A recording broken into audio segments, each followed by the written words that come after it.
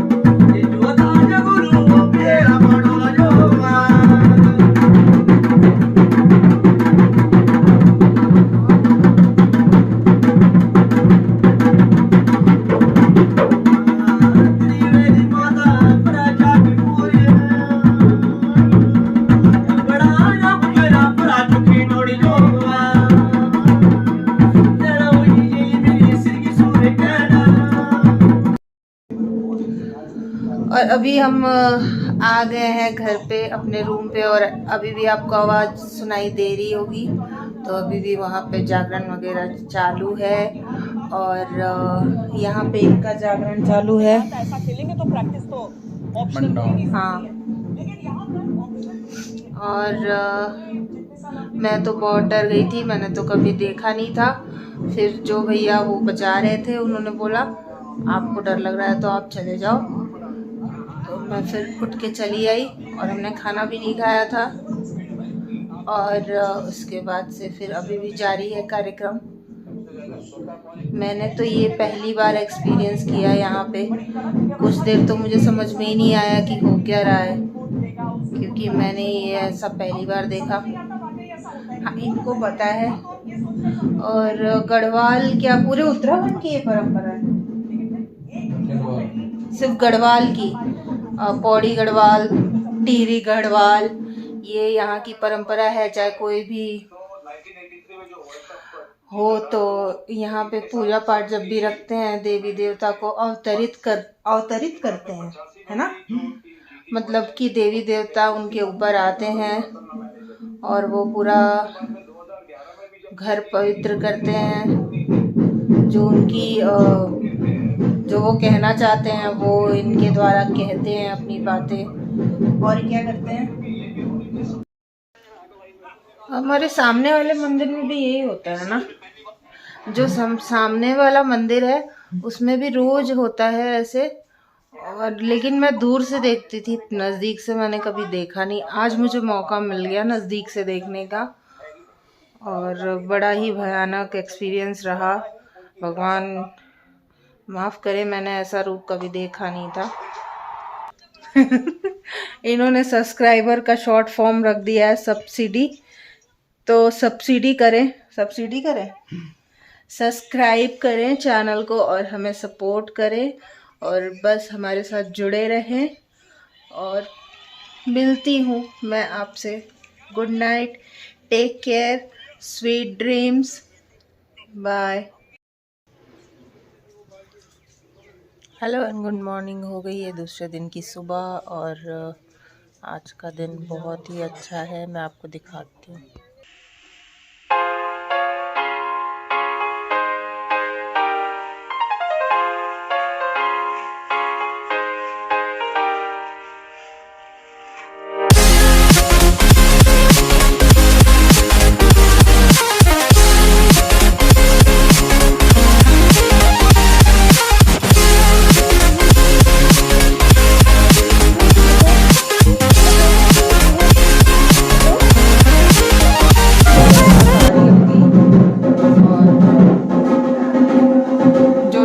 रात में चल रहा था वो अभी तक कंटिन्यू है। रात में भी 12-1 बजे तक चला, और आज मेरी तबीयत थोड़ी सी डाउन है, तो मैं हूँ अपने किचन में खाना बना रही हूँ। यहाँ से बाहर कुछ दिख नहीं रहा है, अगर मैं आपको दिखाऊं। रूम के अंदर हो रहा है इसलिए नज़र नहीं आएगा, लेकिन मैं दिखा।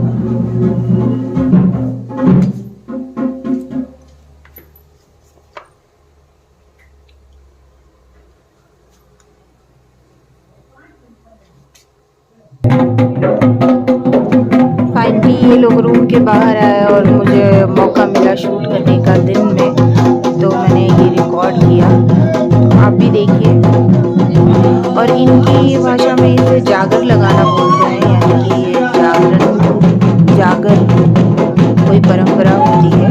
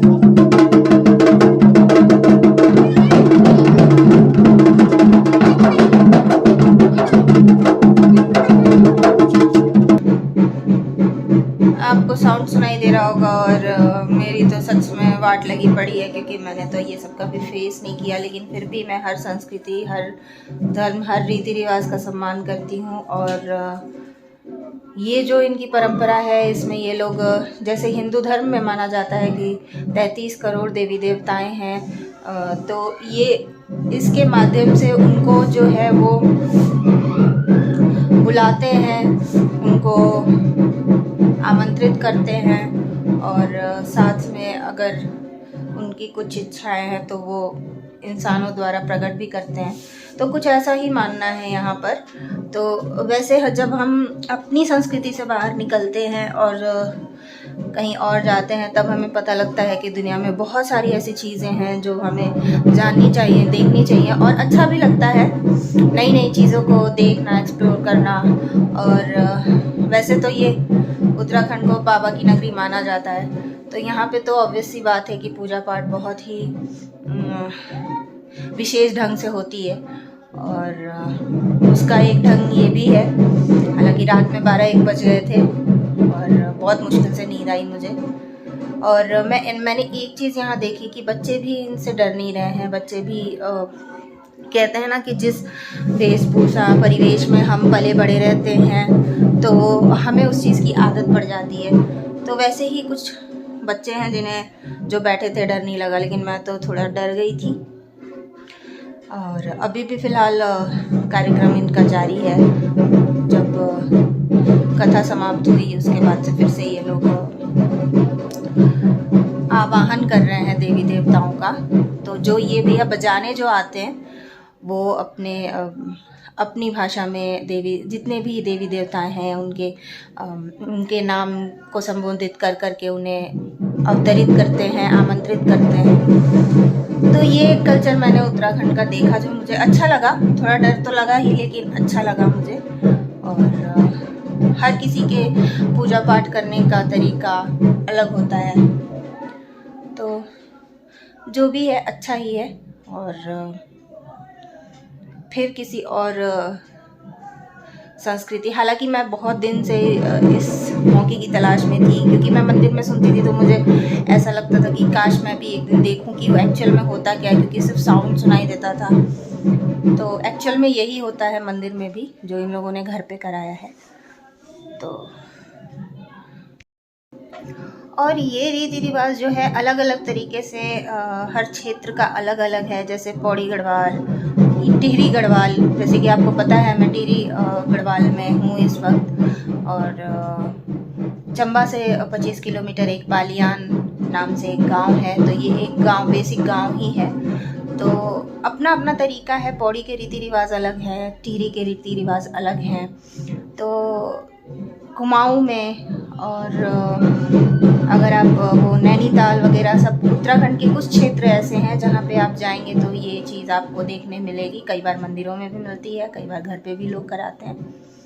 तो ये जो है तरीका भले अलग हो, लेकिन होता पूरे गढ़वाल में ही है। तो पहाड़ी रीति रिवाज में एक ये भी मैंने चीज़ देख ली। और बस मैं आपको बताऊं कि रात में तो मैं इतनी ब्लैंक हो गई थी तो कि मुझे समझ में नहीं आ रहा था कि मैं क्या बोलूं, क्या बताऊं, वीडियो में क्या शूट करूं, कैसे करूं, कुछ समझ में नहीं आ रहा था। तो इसलिए मैंने रात में ज़्यादा शूट नहीं किया। और हालांकि हस्बैंड थे साथ में और उन्होंने बहुत बताया, समझाया, लेकिन फिर भी जो चीज़ बचपन से कभी देखी सुनी नहीं है तो वो थोड़ा सा